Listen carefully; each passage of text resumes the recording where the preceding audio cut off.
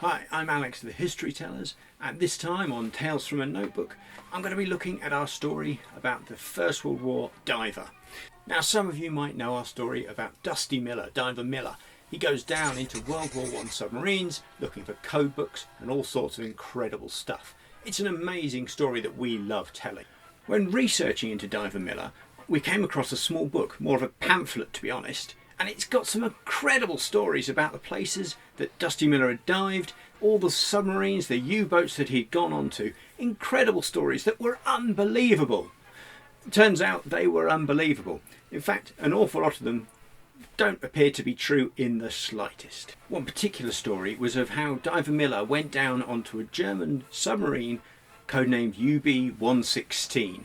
Now this was apparently the last U-boat sunk in the First World War. It's gone on record as being the final one in those dying days of the war, and it's always been a bit of a mystery in itself, but what Diver Miller brought to the story was even more crazy. The German High Command wanted to hit back at England towards the end of the First World War, and a plan was concocted whereby the U-boat flotilla would go out en masse, sneak into the Royal Navy's base, and they would sink as much as they could. They would just destroy everything they found. Now this was meant to take place at the Royal Navy base of Scapa Flow, which is right up north of Scotland, tucked away in a little inlet.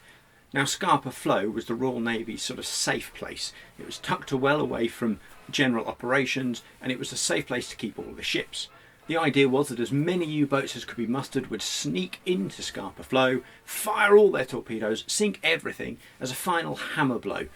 The reasons for this aren't 100% clear. Perhaps the Germans were trying to do something that would turn the war around. Perhaps it was a final blow, a sort of act of malice, a bit of a dig whilst going down. Unfortunately, there had been huge desertions within the U-boat community. All of the crews, well, they'd basically given up. Seeing which way the wind was blowing, realising the war was over, they had gone.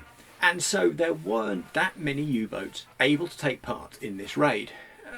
In fact, only one. The commander of UB116, well, he decided to go ahead with it anyway, and he was sneaking into Scapa Flow when he was sunk. He didn't really get close, to be honest. He went down in something called Hoxha Sound, which is sort of the inlet to Scapa Flow. It went down, the submarine sank, end of story, or so it should be. But Dusty Miller, our diver, well, he went to dive down onto the wreck to see what he could find. Now there's little doubt that he actually did dive there. I'm pretty sure that happened. It's the rest of the story that becomes a bit unbelievable. Dusty Miller, in an interview slightly after the First World War, he claimed that as he went into the submarine, remember this is underwater, the whole thing's sunken, he's in his full diving gear. As he's wading around underwater, he sees the crew all drowned on the submarine, and he thinks it's strange because the crew is made up entirely of officers. There aren't any normal sailors on board who would usually be there operating the submarine. No, it's all officer class material, and this is strange. What's even stranger is he finds stacks of identical leather suitcases, each one filled with clothing, with papers and documents, and most importantly, rolls of money.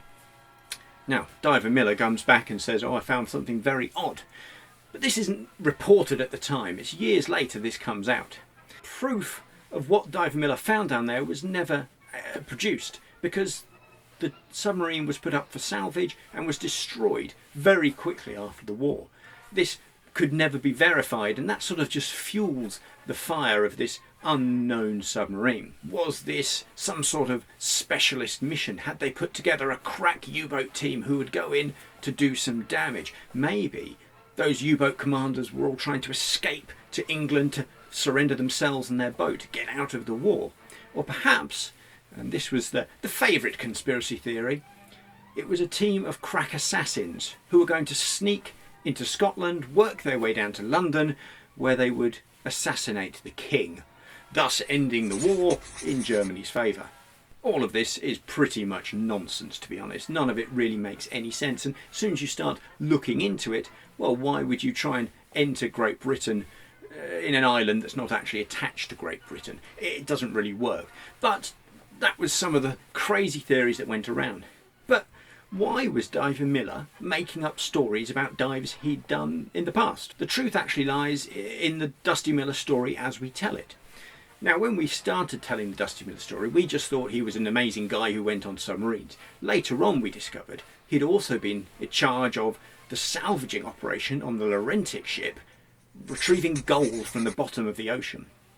And so a lot of these stories that Miller was making up, well, they were to sort of disguise the fact that he was still recovering gold from over in the North Atlantic coast of Ireland. They didn't want people to know that there was money down there, and so Diver Miller made up interesting stories to deflect from the work he was doing. And so this story sort of took and spread. Lots of people think that this is an amazing idea, this crack team of assassins or whatever it was. Well, it's all nonsense. So what of it is true? Well, we know UB116 was sunk in Hoxha Sound, and in fact you can still find bits of it, I am told, on the bottom of that bit of ocean. It's all ripped apart now, so you can't really tell what it is, but there are lumps of metal that supposedly are recognisable by those who know. It was part of a strategy, but the documents from the German War Office aren't really there to really tell why they were sending a submarine up there and what exactly the mission was. And so none of that's particularly easy to find. It is interesting, however, that years later, during the Second World War, pretty much the same thing happened. The Germans sent a submarine up into Scapa Flow to try and sink some Royal Naval vessels. This one was slightly more successful. The submarine did actually make it in and sink something, but it wasn't quite the hammer blow that it could have been. Those areas of Scapa Flow were pretty well defended, and so a submarine sneaking in and doing damage was quite difficult. Part of the speculation of what UB116 was helped fuel a young novelist who was aspiring to be a writer, a man named C.S. Forester. He later found his fame with his Hornblower novels, but one of his early works was a play that was all about a submarine sneaking into Scapa Flow to do some damage.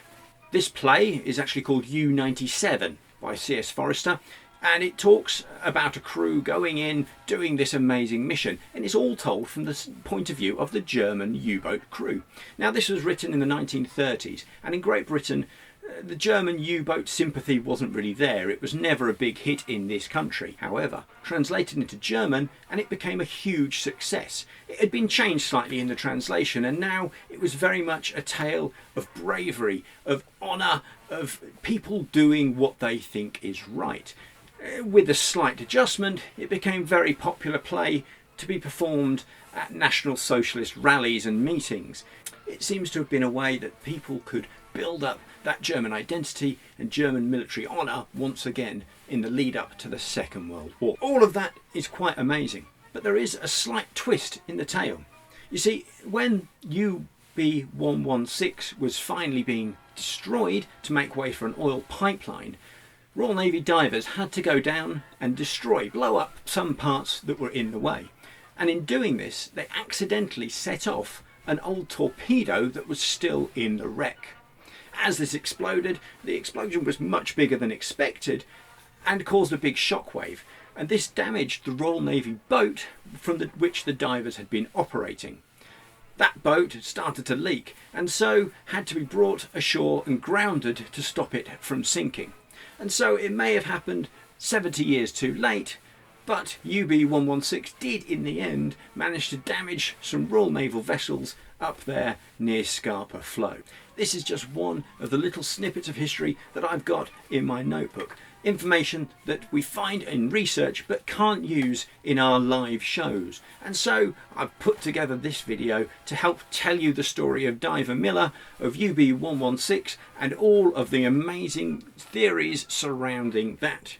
If you've liked this story and would like to hear more, do please subscribe to the YouTube channel, find us on Facebook and Twitter, and follow us for more interesting History Teller stories and tales from a notebook.